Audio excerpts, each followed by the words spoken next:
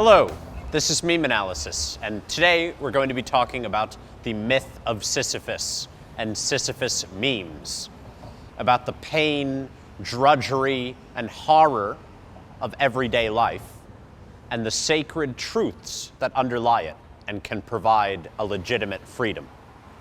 Let's dig in. So to start, let's take a look at the basic structure of these kinds of memes and then get into the myth behind it. So, in the memes you will see sometimes a cat, sometimes a person, sometimes a toy doing something impossible. I just saw one the other day of a cat that got a toy strapped onto its neck, so it's always chasing. It's always chasing something it will never be able to grasp. And of course, the myth that underlies this is basically just the image at the end of the myth of Sisyphus pushing a boulder up a hill every day. And every day, the boulder falls back down. He pushes and pushes and pushes, and every time it falls, and he keeps on doing the same thing again and again and again.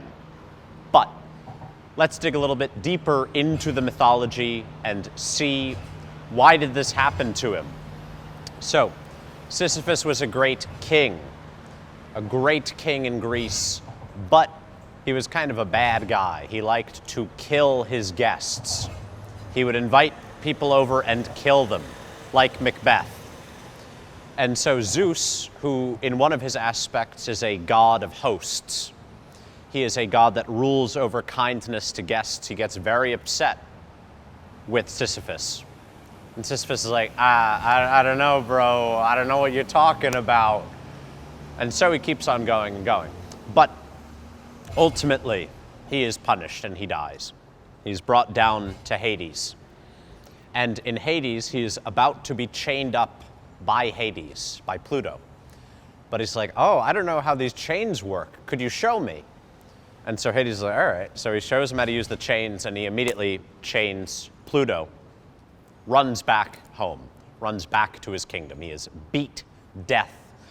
He has fixed the game and beat death. So of course, at this point, nobody is able to die.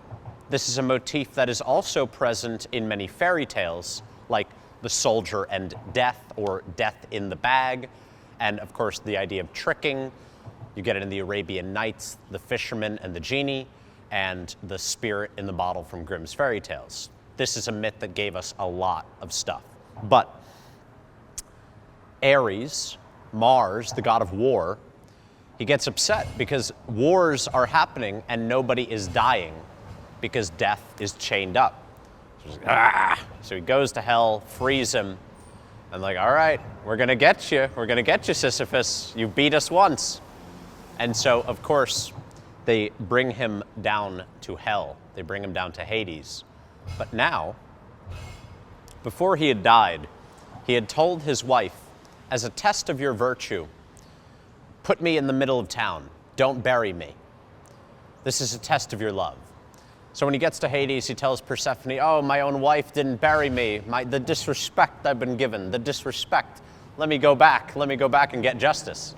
So he goes back, and of course, everything went according to plan, and he lives a while longer. Finally, the gods, because Jupiter's mad, Hades is mad, Persephone's mad, Mars is mad.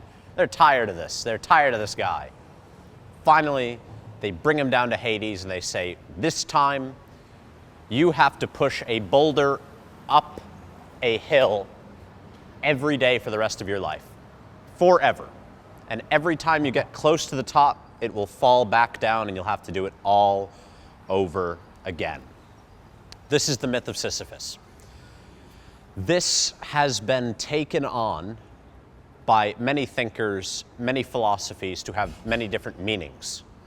Of course, I think the one that a lot of the memes are in reference to is Camus, Albert Camus, who I really do not like. He takes it as the absurdity of being, that existing is absurd, existing is like doing the same thing every day. But we have to be happy about it, man, because life's just like crazy. Life's just crazy, man. It's just like that. It's like we do the same thing every day, but like we have to like that.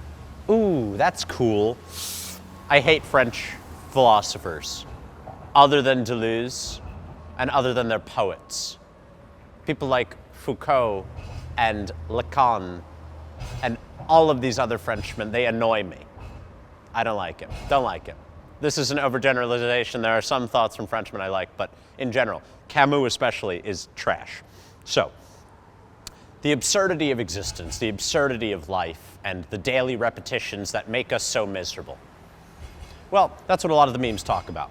That our lives in late-stage capitalism are absurd and Sisyphean, that we're doing the same thing every day, we make no progress. Life is effed up, bro. Life is not good. I'm going to tell you, I have a very different theory, a very different philosophy about this myth. And I think it, in fact, gives us one of the most liberating possible understandings of life. Now, the seed of it can be seen in one of the other primary theories about this myth, which is that it is a solar myth.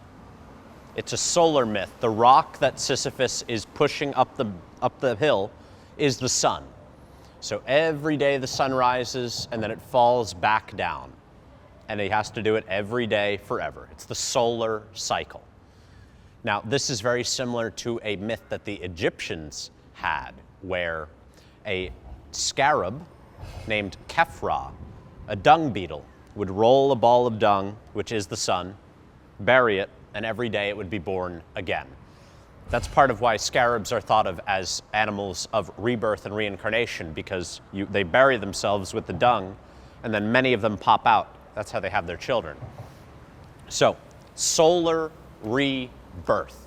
Solar rebirth. What does this tell us?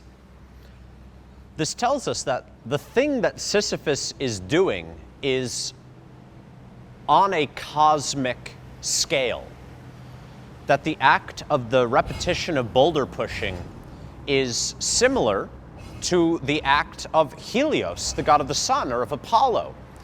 He's engaging in a divine act. And what are the sins that Sisyphus is guilty of?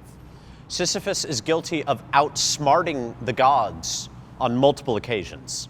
Sisyphus is able to outdo the gods at their own games multiple times.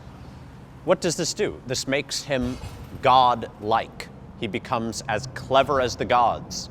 Some even say that he is the father, the true father of Odysseus, of Ulysses, one of the most clever men to ever exist. So, Sisyphus is as smart as a god, and he's nigh immortal. And he takes on a special honor in Hades of keeping his memory. He's not, one of these absent anonymous souls. He retains a degree of himself, even though it's through pain and suffering. But this brings us to the real question. What happens when a man becomes godlike? And what is a god like? This, I think, is the true liberating nature of this myth. That pushing a boulder up a hill every day and having it go back to where it came from and do it all over again, that's what gods do. We imagine the gods as these ultimate powers, as these totally free agents just, wreaking havoc and having fun. But this ignores the basic function of the gods.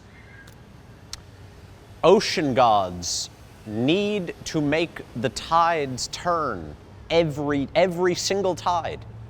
Every wind is a god. Every time lightning is struck. Do you think Jupiter wants to be doing that? Do you think Jupiter wants to be throwing lightning bolts every time there's a storm? He doesn't. He doesn't. But the gods are not humans. The gods are literally compelled to repeat natural cycles indefinitely. So all of these daily cycles that we see, the phases of the moon, the cycling of the sun, the winds, the ocean, earthquakes, all of it, all the things that make up our human life are caused by gods, caused every single day. They don't get to change what they're doing, nor did they, unlike Sisyphus, ever have a taste of what human life was like. They were born to repeat cycles. They were born to endlessly repeat. They were born for this. This is why it's often said that the gods are envious of humans. The gods envy us because we are free. We are free human beings. We can do whatever we want. I don't need, this is the other silliness of the absurd takes, is that we are able to pick what boulder we want to roll up a hill.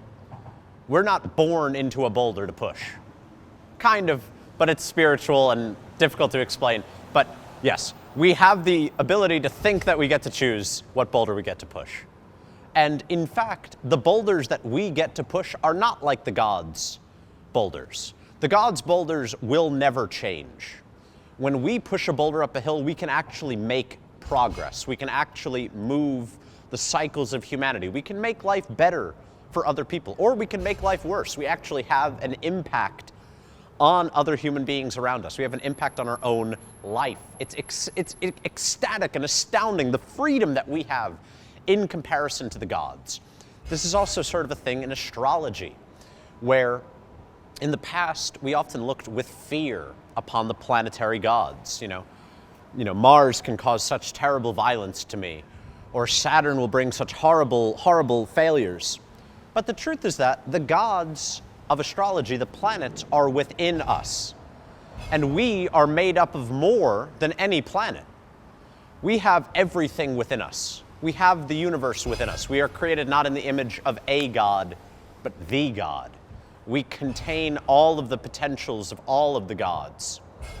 We are free so much more than those gods that make us up. This is why they get angry when a man like Sisyphus outsmarts them, when an individual is able to do their will. Now, to end with a final point that might sound a little bit like a defeat or like the opposite of what I've been saying, but the truth is that the boulder pushing does not necessarily need to be depressing and awful. In fact, it's a matter of finding the right boulder. You find the right boulder and your life is like awesome. It's really good. I'd be pushing the MemeAnalysis boulder every day. I'd be pushing the whimsy maxing boulder every day. And my life is awesome. I have 10 Lamborghinis waiting for me in the back. I have infinite wealth and infinite women. I'm like King Solomon if he analyzed memes. I'm something like that. But ultimately, when Aleister Crowley says, "Do what thou wilt," he also says, your will is your most, there is no choice. There is no freedom of will. When you find your will, you must do it. It's a straight and narrow path to do your will, because it is the will of God. It is the will of God for you. There's a singular path. There's one boulder, one path up the mountain that you have to push. But when you find it, the world is unlocked. You become like a god. And this is ultimately our divine nature. We help nature move. We help humanity and we help the world. And in the end, if we listen to the Kabbalists like Isaac Luria, we actually help God itself. We help repair this broken, fallen world through our own healing. Through doing our own will, we can change this world and make it better, more beautiful. And we do that by finding the right boulder. So don't lament when you see these memes. Don't look at life and think, oh my goodness, what miserable repetition, how absurd. Think, what a beautiful boulder. What a beautiful boulder before me. Surely I am going to push it up this hill. And then at the end of the day, at the end when you've pushed it right up to the top, you say, memes matter. And you let it roll back down, and you do it all over again.